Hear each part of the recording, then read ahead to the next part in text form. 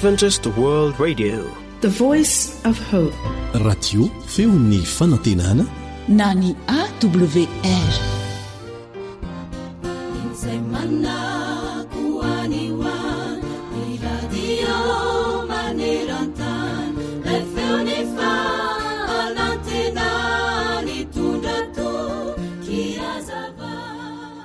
Fahiny elabe dia nisy mpanjaka mpanankarembe iray antsoina hoe Maharatra. Nanana ny zavatra rehetra tao anatin'ny tranobe nyity mpanjaka ity. Nampalahelo anefa fa toa tsy mba nahatsiaro faly sambatra izany izy io. Nanana ny volabe, ny tranobe, ny mpanompo izay nanampy azy ary nanamora ny fiainany. Ny karazana lalao sy fialam-boly maro isan-karazany. Kanefa tsy mba neto nahatsiaro sambatra mihitsy izy. Tsy mba afaka nanararoatra izany fananana izany amin'ny fahafenony mihitsy ity mpanjaka ity. Indray andro ary dia nanapa-kevitra izy hitady vahaolana ny amin'izany. Nefa hoy indray izy anakapo hoe toa tsy misy olona sambatra izany ka. Mitady ny zavatra tsy ho hita mihitsy aho. Noho izany dia ny anina sy ny aina tao anatin'ny fahakiviana tranoindray ilay mpanjaka. Indray andro anefa dia nisy lehilahy nanam-pahendrena iray ny eona taminy ka nilaza taminy hoe raha sitraka ao ry mpanjaka dia izao ny torohevitro. Raha te ho sambatra ianao dia miakanjo akanjon'ny olona sambatra. Raha voanare izany ity lehilahy mpanankarembe ity dia lasa nitady izay olona sambatra eraka ny fanjakany. Kanefa izay rehetra nanontaniany dia toa nahita navaly avokoa. Hoy ny sasany hoe na ny vola hividianako sakafo ho an'ny fianakaviako aza tompoko tsy ampy. Tsy sambatra izany aho. Ny sasany kosa nanao hoe marary aho, reraka, tsy sambatra ahy sy ny sisa. Rehefa izany ary dia tsy nisy olona sambatra mihitsy hita tao amin'ny fanjakan'ity mpanjaka ity satria nisy zavatra tsy ampy ahasambatra azy ireo mandrakariva. Na ny mpanankarena na ny mahantra, na ny tanora na ny antitra, na ny lehilahy na ny vehivavy dia tsy nisy na dia iray akory aza nilaza ho sambatra. Kivo ny mpanjaka. Indray andro anefa raha nandehandeha ilay mpanjaka dia nahita lehilahy anankiray na nirery teo amin'ny lavabato. Mahantra tsy nanana ninninona ny fijery ity lehilahy ity, fa izay sakafo hohaniny ka ampy ahavoky azy no nananany sy ny tediaviny. Avy eo izy dia mandinika ny zavaboary manodidina azy eny. Izany no nataondra lehilahy dia izay. Tsy naharitra ilay mpanjaka ka nanontany andra lehilahy mahantra hoe sambatra ve ianao? Ieny tompoko, tena sambatra hoy ilay lehilahy namaly ny mpanjaka.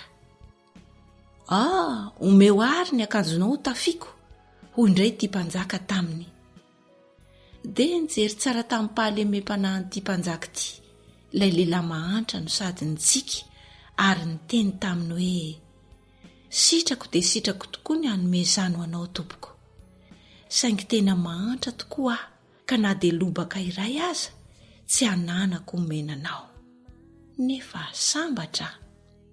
Ry mpiainy namako, tsy miankina mihitsy amin'ny zavatra nananao ny mety ahasambatra na tsy ianao, fa miankina amin'ny toe-tsaina izay entinao miatrika ny fiainana ny ahasambatra na tsy ahasambatra anao. Tsy afaka ny faly ianao raha toa ka mbola miferinaina ary tsy manankina ny zavatra rehetra amin'Andriamanitra toy ny nahazo ilay mpanjaka teo. Fa mifalia mandrakariva kosa na manana ianao na ory dia afaka hiainao anatin'ny fahasambarana toy ilay lehilahy mahantra teo. Ahoana hoy ny voalaza ao amin'ny Tesalonianina 1:5-9 sy ny 7:10.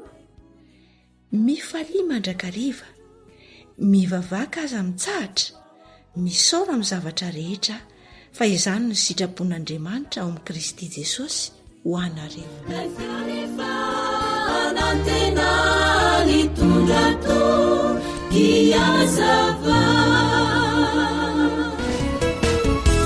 lazao amiko izay fantatra fa mety asambatranao fizao de samilaza fa tsy misy afatsirayany no asambatra de ny mananao anandra manitra o tompo sy mpamonjana tena resy latra fanavolana harena azatao mampaonena kazao ny tena lafatra tena yao andanitra tazony ao ampona re teny fikasany ade ny teny nandriamanitra fizay no asambatra lazao amiko izay fantatra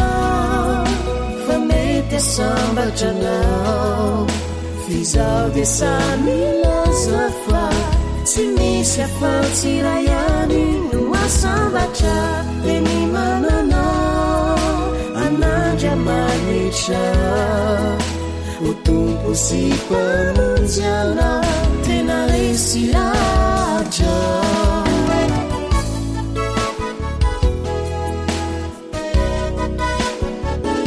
Jacqueline sy Noah.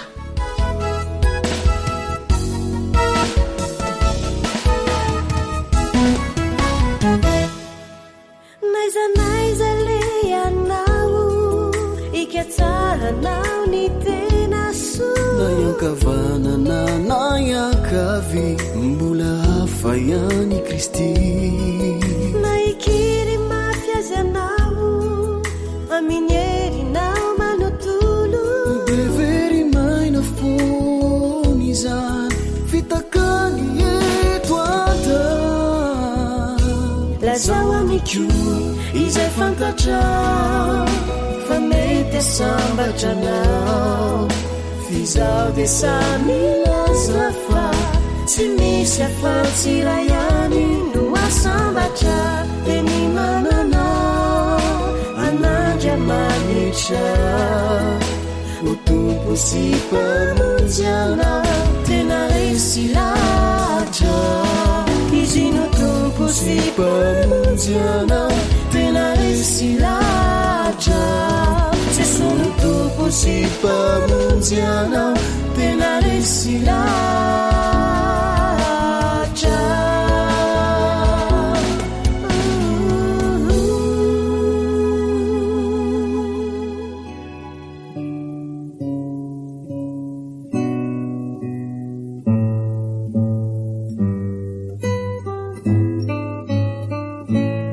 dalileo amiko gety baiboly fandaharana iarahanao amin'ny feon'ny fanantenana mpitoro teny toko fahaefatra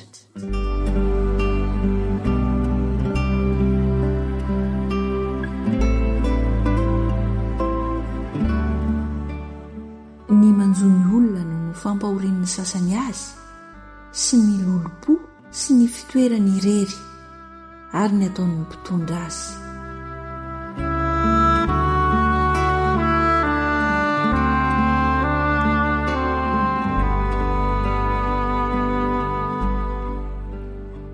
dia hitako koa ny fampahoriana rehetra atao aty ambany masoandro ary indro ny ranomason'ny ampahoriana sady tsy nisy ny mpanony azy ary loza nataon'ny tanany mpampahory azy sady tsy nisy mpanony ary ny maty izay efa maty ela dia nataoko sambatra noho ny velona izay mbola velona nefa tsara indray noho izy roa tontaza ny tsiary izay tsy nahita ny ratsy atao aty ambany masoandro akory ary hitako ny fisasarana rehetra sy ny fahaizan-javatra rehetra fa avy amin'ny fifampialonan'ny olona izany zava-poana sy misambo-drivotra foana koa izany ny adala manoho ny tanana ka homana ny tenany tsara ny eran'ny tanan'ila misy fiadanana noho ny eran'ny tanandroa misy fisasarana sady misambo-drivotra foana ary izao koa ny zava-poana hitako aty ambany masoandro misy mitoetra irery ka tsy mananamana,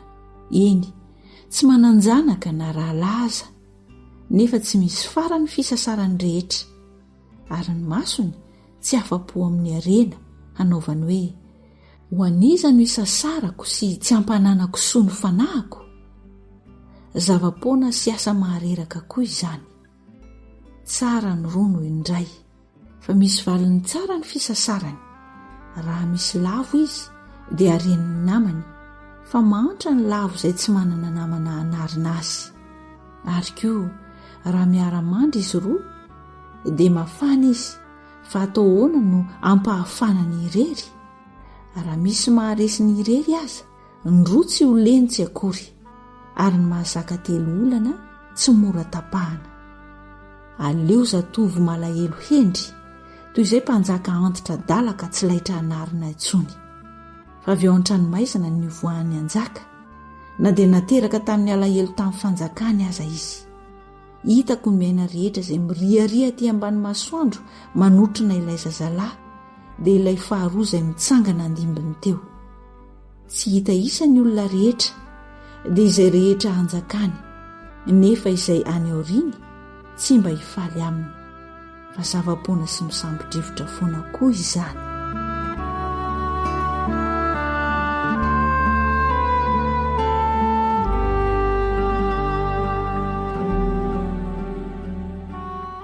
Ny mety atao amin'Andriamanitra na amin'ny fivavahana na amin'ny voady.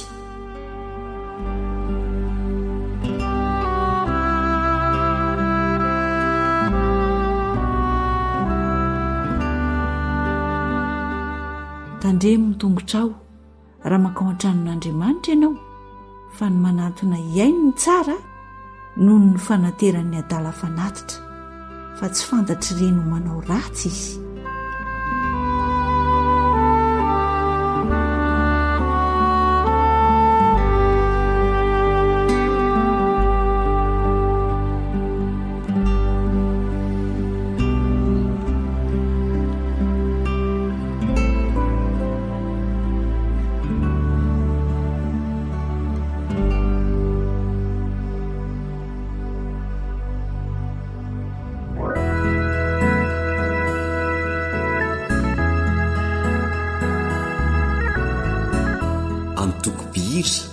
Kintany fahazavana soavy ny berina.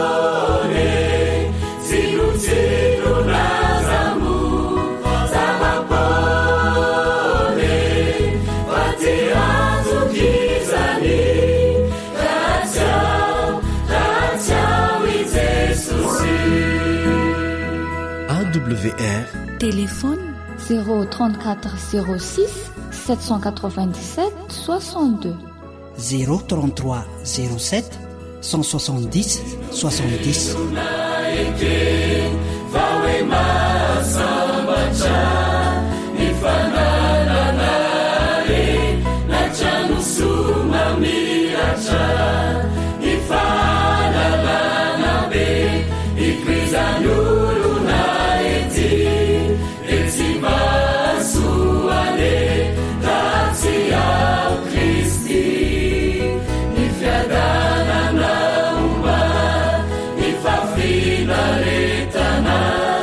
Dia sami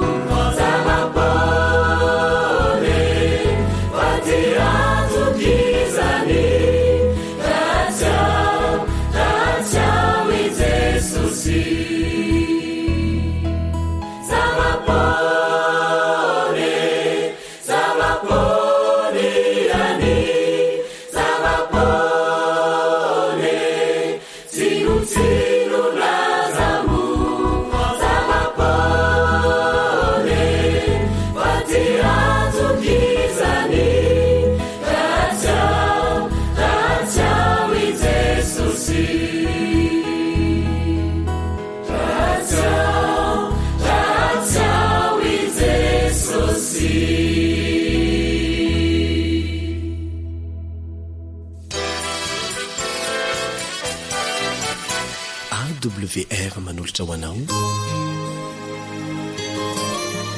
ilay feo fanantenana.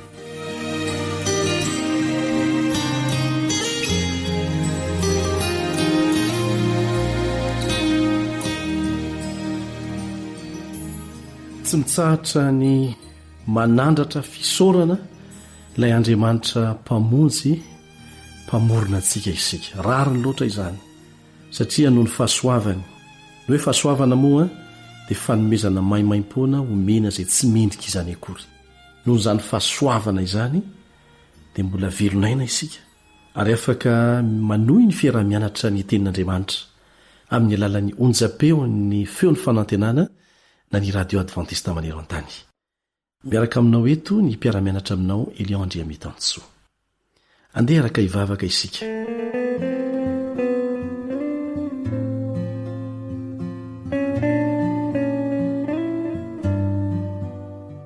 Raha inay izay ny an-danitro misaotra anao izay no ny tombonandro sy ny tombontsoa izay tsy mendrika anay mihitsy kanefa nomenao anay. Mangataka anao izay hamela ny elokay rehetra hanadio anay ho afaka amin'ny tsy fahamarinana rehetra. Tsy tianay ireny kanefa miverimberina aminay ka dia mangataka aminao izay Jesosy eo mba hanaly izany tanteraka aminay. Raha anokatra ny teninao izahay hianatra avy amin'izany teninao izany ny fahamarinana tianao ampitaina aminay dia sokafo ny sofinay, sokafo ny fonay ary ataovy mazava tsara aminay izay tianao ambara aminay amin'ny anaran'i Jesosy. Amen.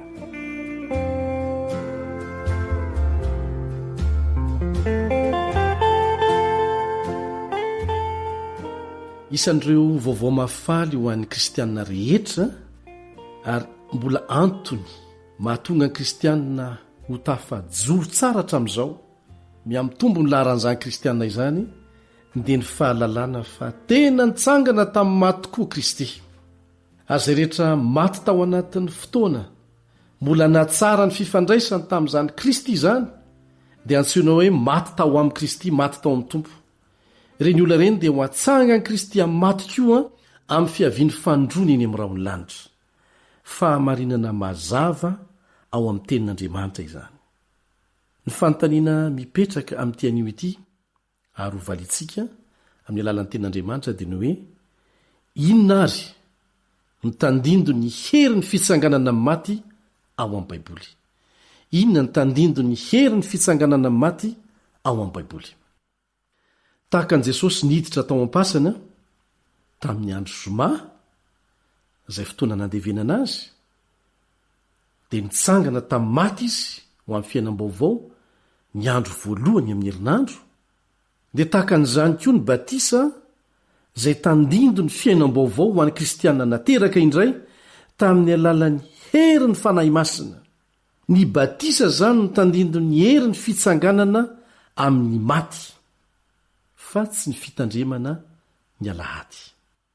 Ny fahatserovantsika ny fitsanganan' Jesosy tamin'ny maty na ny andro nitsanganan' Jesosy tamin'ny maty dia tsy fahatsoana saingy tsy manafoana na mahasolo velively ny didy faefatra manao hoe mahatserova ny andro sabata.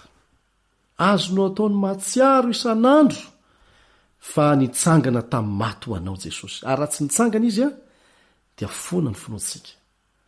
Fa izany anton'izany akory tsy manafoana ny didy anankiray manao hoe mahatserova ny andro sabata. Ianao sy izaho dia samy mahafantatra tsara fa tsy tongatonga ho azy teto amin'ity tany ity. Na iny famataranandro, na telefônina, na ny ordinateura, eny ampelantananao iny aza dia tsy tongatonga ho azy fa nisy mpamorona. Zovo ny tsy ilazanao ho adala raha miteny ianao fa tongatonga ho azy io, sendrasendra mazimazia no natonga an'io teny aminao. Nisy mpamorona iny ordinateur iny, nisy mpamorona iny famataranandro iny, nisy mpamorona iny finday eny ampelantananao iny, nisy mpamorona iny fiarakodia andehananao iny. Tsy tongatonga ho azy iny. Ianao izay namorona n'iny koa, ny olombelona izay namorona ny reny, dia mihoatra lavitra noho izany, nisy mpamorona tena mahay. Ary manome voninahitra n'io mpamorona io ianao, amin'ny mahampamorona azy, anao amin'ny alalan'ny fitandremanao ny sabata ny baiboly satria io sabata io a raha vakinao genesis 2:1-7 vao vita ny famoronana dia napetrak'andriamanitra io sabata io ho fahatserovana ny zany mampamorona azy zany raha adinontsika mantsy fandriamanitra ny namorona antsika dia ho adinontsika tanteraka koa ny mandriamanitra azy dia napetrany zany sabata no teny ilazana ny andro fahafito amin'ny fiteny mihoatra ny 700 manerana an'izao tontolo izao sabota zay no iantsonan'io sabata io amin'ny fiteny rosianina sy amin'ny fiteny ukrainianina ary amin'ny fiteny bulgarianina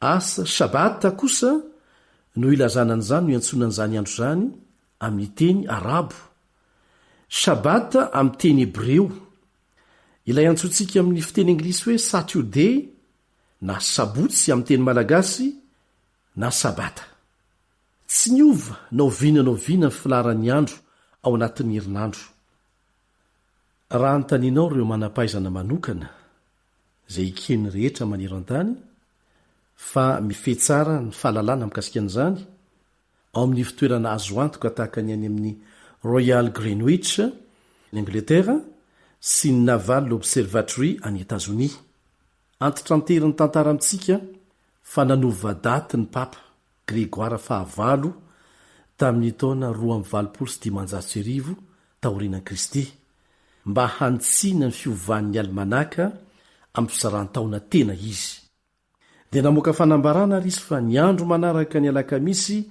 4 oktobra 2 tamin'izay fotoan'izay ny andro manaraka ny ozy a dia ny zoma 15 oktobra 2 ny elanelan'le andro no naenany fa ny andro zoma ihany no nanarakaraka ny alakamisy mario tsara fa tsy nisy fiatraikany velively teo amin'ny filahatry ny andro ao anatin'ny herinandro zany fanovana izany mbola ny zoma ihany manaraka ny alakamisy antitranterin'izay ary ny sabotsy ihany no manaraka ny zoma ary dia mbola ny alahady koa no andro voalohany amin'ny herinandro tamin'ny taona 770 dia nanoratra tany amin'ny pahay momba ny kintana ny astronome tao amin'ny Royal Greenwich ny pasteur Mark Finlay mba hahafantarany misimisy kokoa mikasika ny filaran'ny andro tsy voaovaova ao anatin'ny herinandro tiako azo antoka mihitsy mantsy ho izy fa tsy misy ny fiovana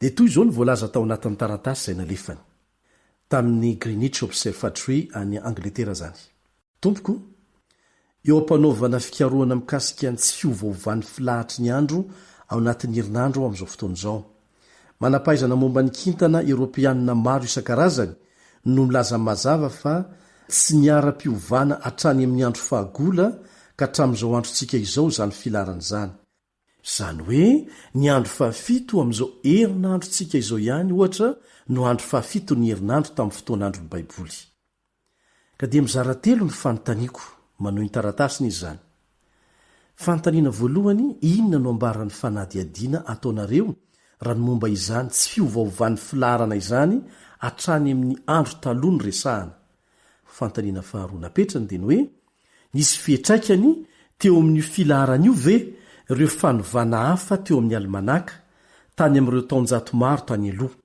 nanomboka tamin'ny fanisanany andro julien ka hatramin'ny fanisanany andro grégorien ary ny fanontaniana fahatelo farany napetrany dia ity ny fampitoy mivantana avy tamin'ireo andro fito tsy novana laharana nanomboka tamin'ilay sabotsy voalaza ao amin'ny fitantarana ny azo fijaliana ao amin'ny baiboly ve ny sabotsy amin'izao fotoana misy antsika izao dia ny farana ny taratasiny manao hoe mankasitraka indrindra tompoko ary manantena ny hamalianareo tsy hoela ny taratasy Mark Finlay ary dia mario tsara ny valiteny nomeny manam-boninahitra miasa ao amin'izany toerana izany toy izao ny valitenyny taratasy avy tamin'ny ingay Tucker izay manam-boninahitra tompon'andraikitra amin'ny fanomezam-baovao ao amin'ny Royal Greenwich any Angleterre izao ny valiteny nomeny tompoko voarainay tokoa ny taratasina lefanao tany amin'ny astronomeur royal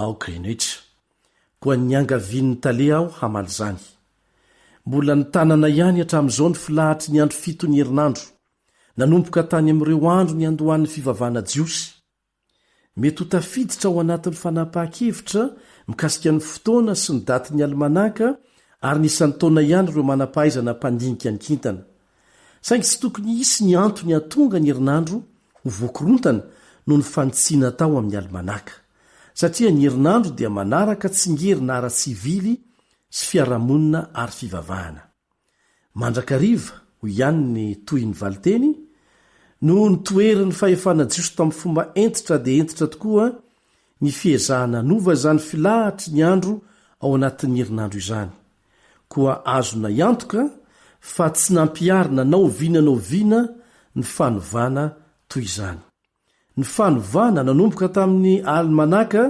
julien sy grégorien teo anelanelan'ny taona 2 ka hatramin'ny taona 7 dia tsy natao anova ny filahatry ireo andro ao anatin'ny herinandro manao sinizany taratasy zany nga itukera manamboninahitra mpilaza vaovao mazava zany valiteny zany raha toka mbola miahiahy ihany ianao dia azonao jerena ny dictionnaire Webster's International Dictionary mikasika ny andro sabotsy zao no hitanao ao andro 7 amin'ny herinandro ny sabotsy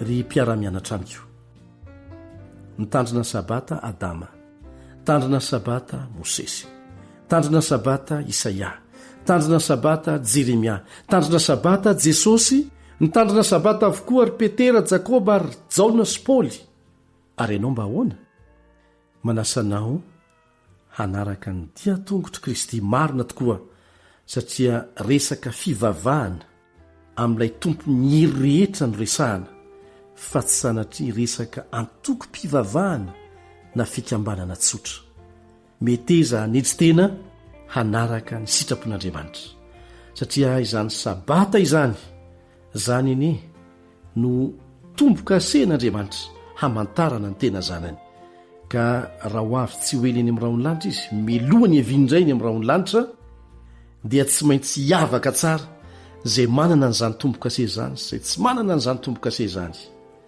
zay tena zanak'Andriamanitra sy tsy izy mino fa hifidy ny hanana n'izany tombo-kase zany ianao zay hamantaran'Andriamanitra fa zanany ianao amen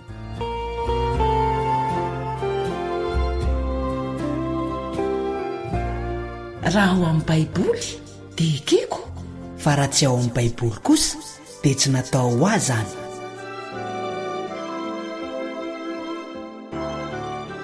tarika andony maraina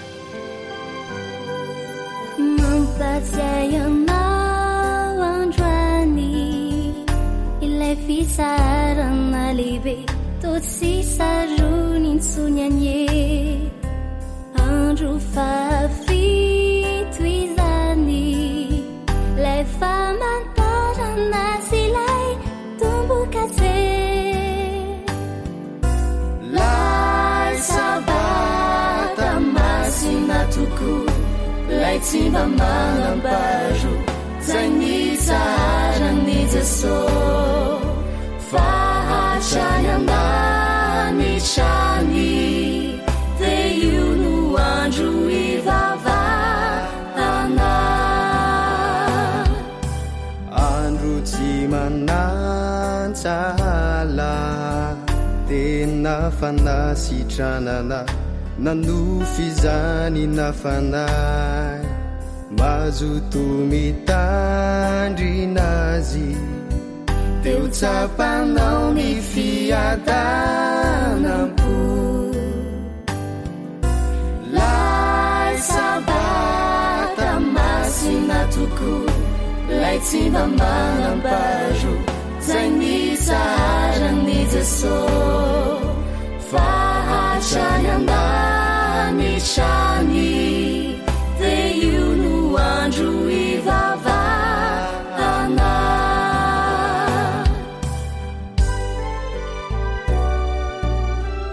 awr mitondra fanantenana isan'andro ho anao. io sabata iwiany no amantarany amikio ireo nanaiky mitsito ao anaty didy folo andezahao rambola tsy tanao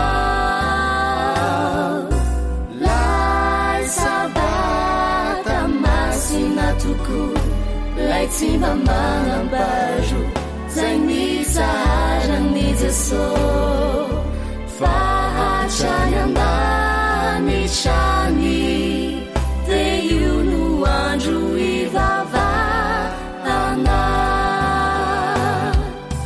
lay sabata masina toko lay tsy mba manambaro zay mitsarany Jesosy fahatrany andany trany de io no andro ivavahana. Radio femon'ny fanantenana.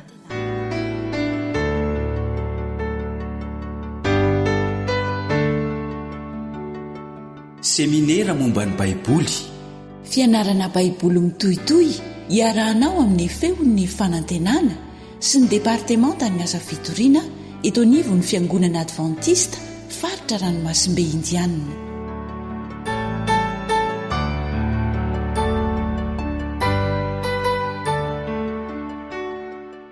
namanao kalebandretsikivy na aritiana no nanomana sy manolotra anao izao fandaran'izao. Miarabanao zay sady manasanao aritra hatramin'ny farany. Lesona goavana ikenan'ny famonjenantsika no ianarana anio dia ny amin'Andriamanitra zanaka. Andelo isika iara-mivavaka.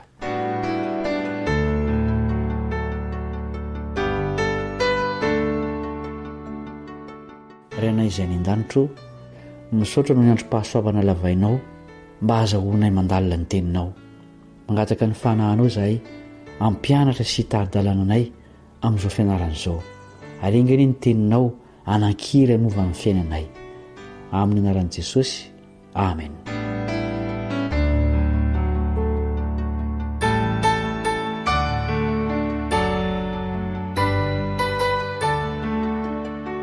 Raha vao mandalina ny amin'Andriamanitra zanaka isika dia tokony ho fantatsika fa samy hafa tanteraka amin'ny zanaka eo amin'ny olombelona ny dikan'izany. Ny zanaka eto an-tany dia miankina amin'ny ray ary manana fiandohana sy fiafarana. Andriamanitra zanaka kosa dia efa nisy hatrizay ka ho mandrakizay. Azonao vakiana reto andininy reto: Jaona 7:7-10, Jaona 1:1-2 Isaia 7:7-5, Jaona 7:7-10, Jaona 1:1-2 Isaia 7:7-5. Nirahana ho ety an-tany izy fa tsy hoe tamin'ny fotoana nahaterahany vao nisy. Ny andraikiny tamin'ny fanompoana sy ny fisoloana ny mpanota no ny antsoina azy hoe zanaka, fa iray ao amin'ny ray izy. Zao ny fanambarany eo amin'ny Jaona 7:7, Jaona 7:7, izaha sy ny ray dia iray ihany. Mazava amintsika arak'izany fa Jesosy io Andriamanitra zanaka io. Nateraka tonjazy izy na dia Andriamanitra mandrakizay aza. Nanaona tokoa moa ny fomba nahaterahany. Luka 1:15-17, Luka 1:15-17. Ary ilay anjely namalaka nanao taminy hoe: ny fanahy masina ho tonga ao aminao, ary isy herin'ny avo indrindra nalokanao, ko ny masina izay teraka ao dia atao hoe zanak'Andriamanitra. Na dia nateraky ny vehivavy tahaka ny zaza rehetra aza Jesosy, dia ny lanitra mihitsy no niditra an-tsehatra. Nisy anjely niseho ary ny fanahy masina no nanorotoran' Jesosy tao an-kibon'i Maria. Na dia tonga nofo amandra azy izy, dia inona no toetra ho aminy? Kolosiana 2:2-7, Kolosiana 2:2-7. Fa ao amin'ny tenany no hitoeran'ny fahafenon'ny fomba n'Andriamanitra rehetra. Tanteraka amin'ny faminanian'i Isaia ao amin'ny Isaia 7:7-10 manao hoe: ary noho izany dia ny tompo no hanome famantarana ao anareo. indro anananaka ny Virjina ka hiteraka zazalahy ary ny anarany ataony hoe Immanuel. Ny dikany hoe Immanuel dia amintsika Andriamanitra. Tena Andriamanitra tokoa Jesosy Kristy, nefa manahoana ny maha olombelona azy? Hebreo 4:7 ka ny tapany voalohany. Hebreo 4:7 tapany voalohany. Koa satria manana nofo amandrany zaza dia mba nandray izany koa izy.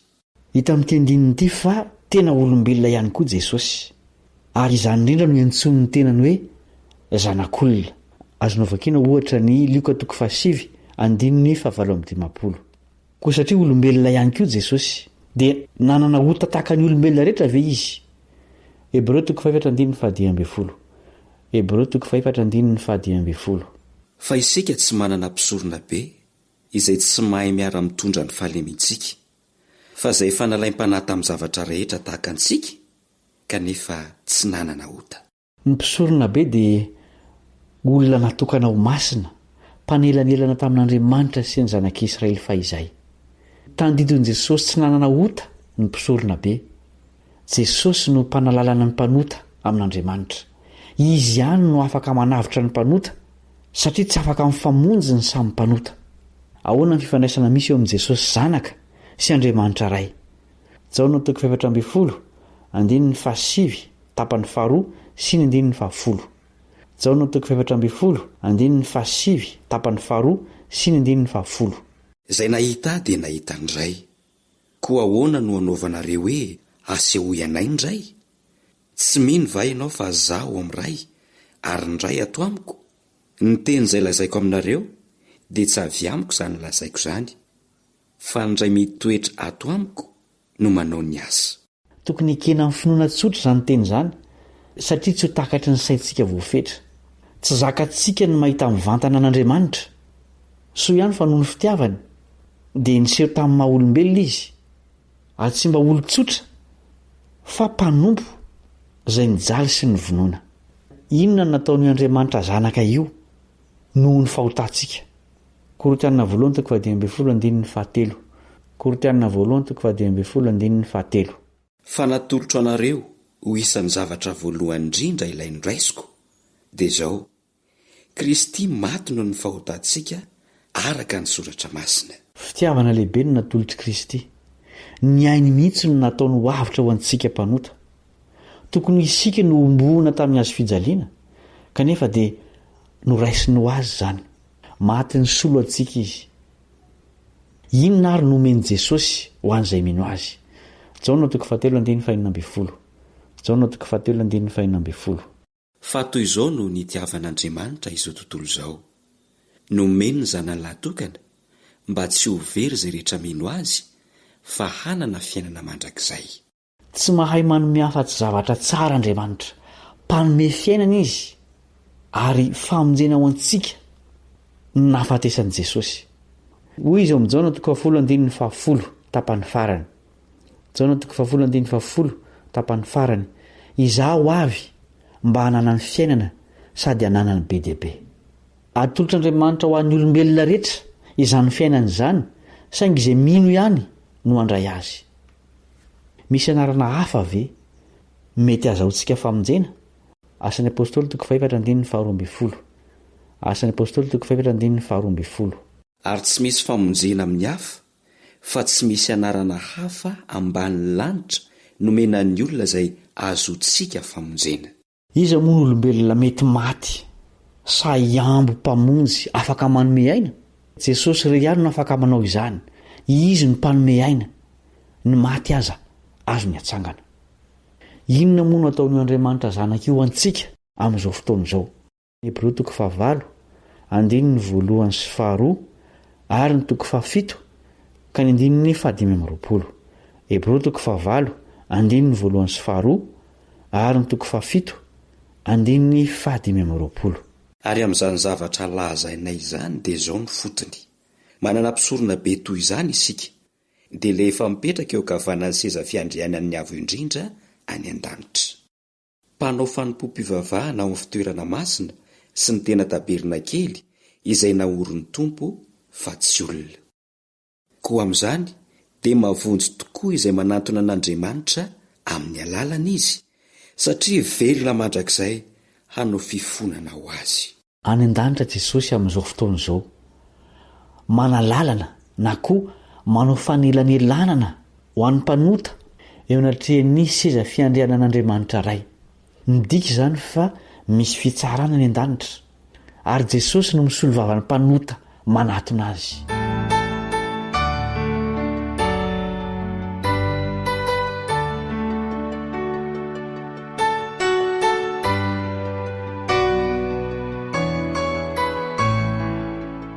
Inona ny teny fampanantenana nataon'i Jesosy mba ho fanatanterahana ny famonjena nataony? Asaintsika ny namana anaritiana amakin'ny Jaona 5:12 andininy 1-7. Jaona 5:12 1-7. Aza malahelo ny fonareo minoa n'Andriamanitra ary minoa koa. Ao an-tranony raiko misy fitoerana maro. Raha tsy izany dia efa nilaza taminareo aho fa andeha amboatra fitoerana ho anareo aho. Ary raha andeha amboatra fitoerana ho anareo aho dia ho avy indray ka handray anareo any amiko, ka izay hitoerako no hitoeranareo koa. Nitanterahan'i Jesosy ny fanavotana ny olombelona tamina noloran'ny aino antsika. Any an-danitra izy amin'izao fotoana izao mifona ho antsika sady manamboatra fitoerana ho an'ny vahoakany. Rehefa vita izany dia ho avy izy ka hanafaka ny mpanaraka azy. Inona moa ny tetikasan'i Jesosy ho an'ity planeta tany ity? Apokalipsy 1:20 andininy 1 sy ny 5 tapany 1. Apokalipsy 1:20 andininy 1 sy ny 5 ka tapany 1. Ary nahita lanitra vaovao sy tany vaovao aho, fa efa lasa ny lanitra voalohany sy ny tany voalohany, ary ny ranomasina dia tsy misy intsony. Ary ilay mipetraka eo ambony seza fiandrianana, indro avaoziko ny zavatra rehetra. Manakaiky ny fotoana hanavozan'i Jesosy ny zavatra rehetra. Ho dioviny ity planety ity, ho esory ny fahotana sy ny mpanota izay mifikitra amin'izany. Tsy tia misy overa nefa ny olona ka dia mbola miantso antsika izy mba hiala amin'ny lalana sy fahamarinana, fa mba hizotra eo aminy kosa izay lalana sy fahamarinana ary fiainana. Andesika napakivitra naefitra ny ota izay mitambesatra amintsika. Hivavaka isika.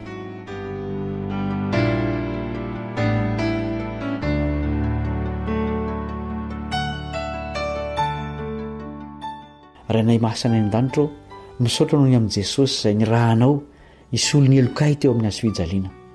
Ampio izay afoy ny fahotana izay nahatonga azy hijaly sy ho faty. Omeo fotorotoro mandrakarivo izay eo ampibanjinana izany fanatitra lehibe izany, ka mba ho mpanahaka an'i Jesosy izay eo ampiandrasana ny fiverenany. Amin'ny anarany no angatahanay izany vavaka izany. Amen.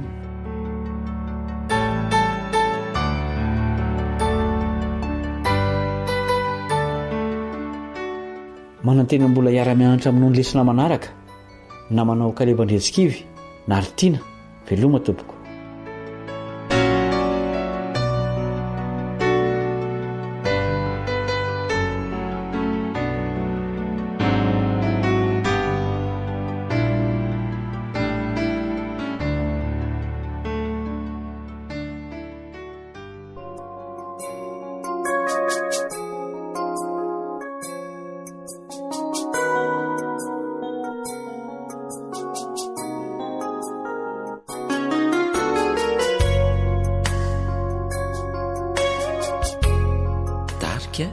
Ny salama.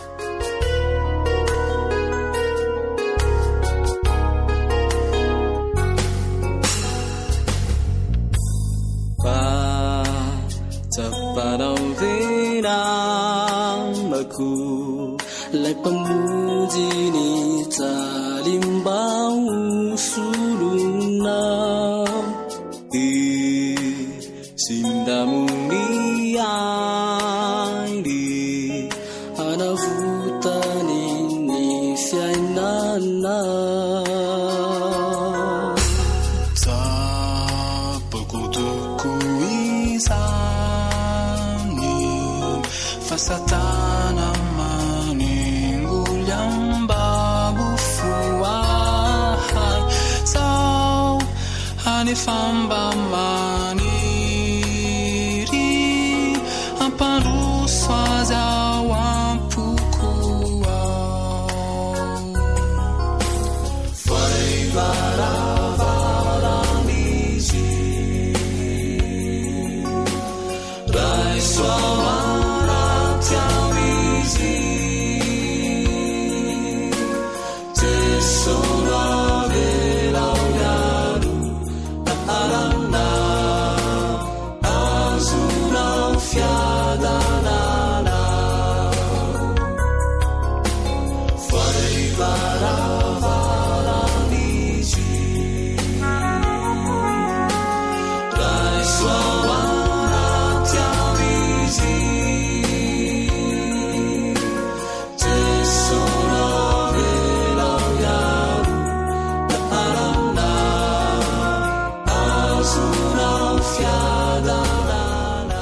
AWR mitondra fanantenana isan'andro ho anao.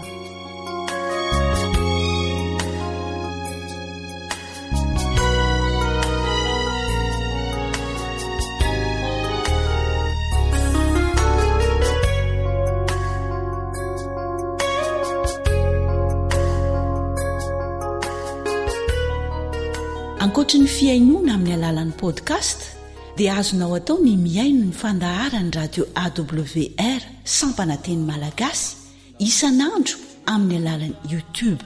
Feo fanantenana.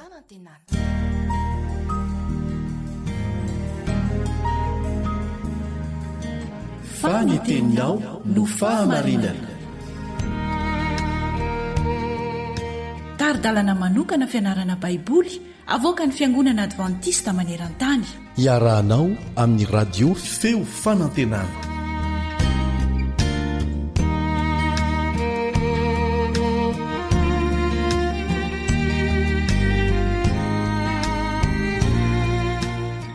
Faly mifandray tanana aminao amin'ny alalan'ny onjapeo ny feo fanantenana na ny radio advantista iraisam-pirenena sampananteny malagasy ny namanao mpiara-mianatra aminao Elion Andriamitanso.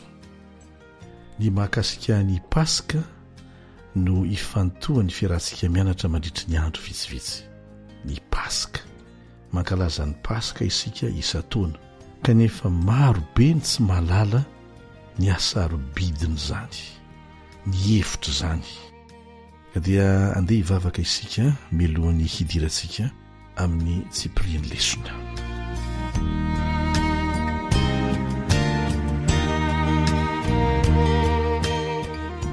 Rainay izay ny an-danitro misaotranao izay satria noho ny fahasoavanao tsy tratry ny saina nahafahanay nanana tombon'andro hiaraka mianatra ny teninao tahakan'izao. Hianatra mikasika ny Paska zahay izay maneho ny fanafahana nataonao anay teo Kalvari.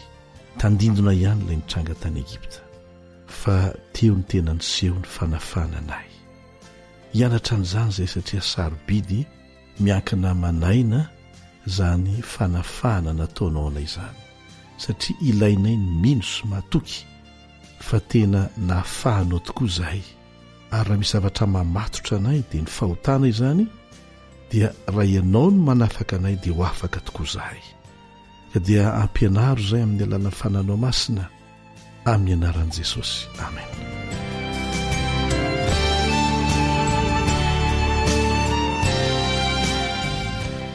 Misy an-trano ny andininy no fantenana ho fitadidy, nataontsika koa hoe tsy anjery.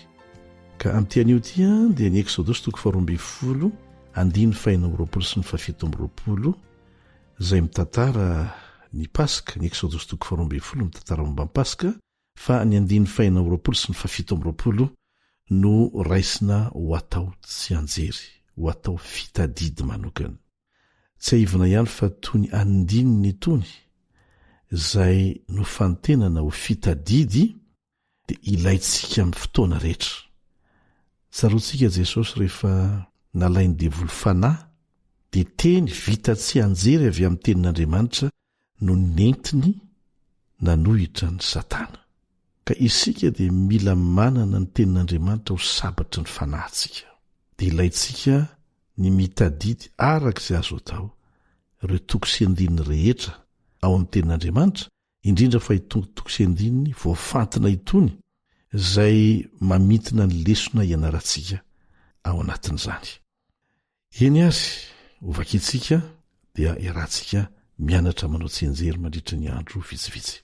Ary raha nytany ianareo ny zanakareo hoe inona no anton'izao fanompoana ataonareo izao, dia ho lazainareo hoe izao dia famonoana ny Pasika ny Jehova izay nandalo ny tranony zanak'Israely tany Egipta, raha namely ny Egiptiana izy, fa namonjy ny tao an-tranontsika dia niondrika ny olona ka nivavaka.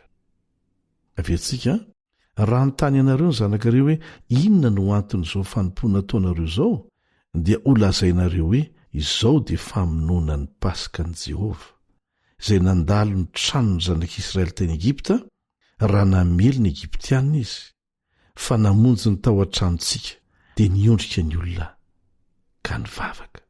Ny vokatry ny fahalalana ny hevitry ny Pasika zany dia mahatonga antsika miondrika mivavaka. Aty aoriana zany dia hanontany ny zanaka mifandimby avy amin'ny taranaka mifandimby hoe inona no anton'ny fankalazana ny Pasika. Dia ho azavaina amin'izy ireo hoe tamin'ny fanafahana ny zanak'Israely tamin'ny fanandevozana nandritra ny 400 taona mahery tany Egipta, dia nisy fahagagana nataon'Andriamanitra. Nisy fomba manokana nataon'Andriamanitra nafahana azy ireo. Misy loza folo izay mifanesy, fa ilay loza fahafolo milohany na nafahany Farao azy dia tena goavana dia goavana tokoa ary mirakitra lesona lehibe ho an'ny fiainantsika. Inona ilay izy? Ny teny Andriamanitra fa ho faty avokoa ny lahy matoa rehetra manerana ny Egipta, ary tsy ny Egiptiana ihany fa ny zanak'Israely koa, raha toa ka tsy manaraka ny baikon'Andriamanitra reto zanak'Israely reto ny amin'ny tokony atao.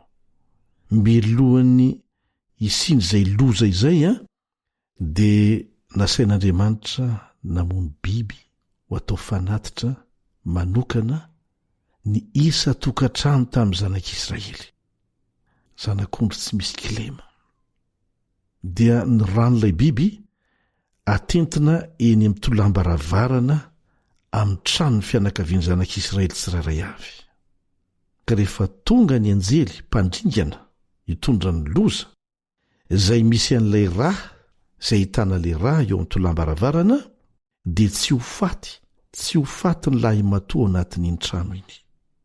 Dia azo tsikatsaina fa ny zanak'Israely ihany no nomena n'izany fahafahana manokan'izany, fa ny Egiptiana kosa izay tsy hanaiky an'izany raha teo no ny fanompotsambro izay hinony izy ireo lavitra dia lavitra, dia ho faty avokoa ny lahy matoa ao amin'ny isa-tokantrano rehefa mandalo ny anjely mpandringana. Inona no hevitra izany? Inona no hevitr'ilay rà atentina tamin'ny tolambaravarana? Maneho ny rany Jesosy izay natao hanafaka antsika ty aoriana izany, hanafaka antsika amin'ny gejany fahotana. Ny zanak'Israely dia nigejaina tamin'ny fanandevozana nandritra ny 400 taona mahery, ary ity fetin'ny Pasika ity, ny famonoana ny Pasika ny Jehova, dia famonjena azy ireo. Tandindo ny famonjena ataon'Andriamanitra ho antsika izany amin'ny alalan'i Jesosy zanany izay maty eo amin'ny hazo fijaliana, nandatsaka ny rany ho fanavotana azy ianao ho afaka amin'ny fahotana. Hitantsika amin'izany masarobidy ny Pasika, dia tokony hiondrika isika hivavaka hisaotra an'Andriamanitra eo anatrehan'izany. Tsy haivina fo amin'ny Eksodosy 12:5-7 no ahitantsika ny tsianjery. Tena natao fantotra ny taranaka rehetra ny fandimby ny tantara ny fanafana ny zanak'Israely tao Egipta tamin'ny alalan'ny Pasika, ary tsy ho azy ireo ihany fa indrindra koa ho antsika, araka ny heviny izay fanao zavaina tamintsika teo.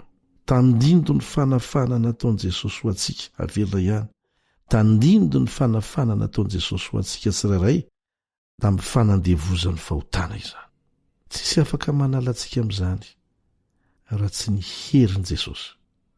Talohan'ny nampiarana nandefasana ny loza fahafolo izay hamonoana ny lahy matoa rehetra manerana ny tanin'ny Egipta, dia nisy fampitandremana farany natao. Tsy maintsy atao ny fanapa-kevitra farany vokatr'izay, na ho an'ny zanak'Israely na ho an'ny Egiptianina. Teny ankina ny aina ny resaka eto. Tsy hain'olo tokana fa firenena ray manontolo mihitsy isa tokantrano. Farao sy ireo manam-pahefany no tena iankina ny ain'ny olona maro, izay zavatra hoeken'izy ireo na tsia. Ny fihesika izy ireo manoloana n'ilay Andriamanitra velo ny zanak'Israely no hamaritra an'izany. Tsy ny ho avy ny tenan'izy ireo ihany, fa ny an'ny firenena rehetra ihany koa. Alaivan-tsaina satria rehefa tsy miaino izy ireo dia lasa hanohitra azy ange ny Egiptiana rehetra. Inona zavatra tsapantsika? Inona no ataontsika rehefa tsapantsika hoe mitambesatra amintsika ny asatro ny toe-javatra, ka tsy maintsy hanaovana safidy, tsy maintsy hanaovana dingana, ny lalana izorana manaraka an'izay, ary mety hisy fiatraikany lehibe amin'ny fiainan'ny olona maro. Ankoatra ny tenantsika ilay izy, tsy maintsy misy fanapa-kevitra entitra raisina nanoloana an'izany indrindra Farao sy ireo mpiara-miasa aminy. Vonin'Andriamanitra ny miantsika fahendrena ry havana, amin'ny fahalalana hery hanaovana izay marina sy tokony atao. Zao nefa ny olana tsy tia hanao izay marina mandrakarivo isika, noho ny fotsika maditra te hifikitra mifitaky ny fahotana tahaka nazo amin'ny Farao mihitsy. Fatatsika izay tokony atao, efa miariary ny fisehon'ny herin'Andriamanitra, misesisesy nandritry ny loza sivy ny sesy. Ampipo sy avonavona sisa ny mahatonga ny tena andahy, na tonga ny Farao nandahy. Rehefa nao mafisy ny Satana ny fony dia izay ny zavanitranga. Nandatsy hanao an'izany koa ny ankamaroantsika rehefa miteny amintsika ny fanahy masina hoe raha Jesosy no hanafaka anao amin'ny fahotana dia ho afaka tokoa ianao e. Ao amin'ny fitantarana ny fanafana zanak'Israely tao Egipta, ny fandavan'ny olona iray tsy lefitra amin'Andriamanitra, kanefa efa manoloana azy ny porofo tsy azo lavina, dia nahatonga loza ho an'ny maro izany. Ankoatra ny Farao dia niatra tamin'ny Egiptiana ray manontolo izany, ary lesona lehibe ho antsika koa izany. Indraindray noho ny ataontsika no mahatonga loza be dehibe ho an'ny hafa. Andao hianatra ny Atsipria eny amin'izany leson'izany tsika, dia manasa anao mba tsy handiso fotoana isan'andro. Mandra-piona vetivety ary tompoko.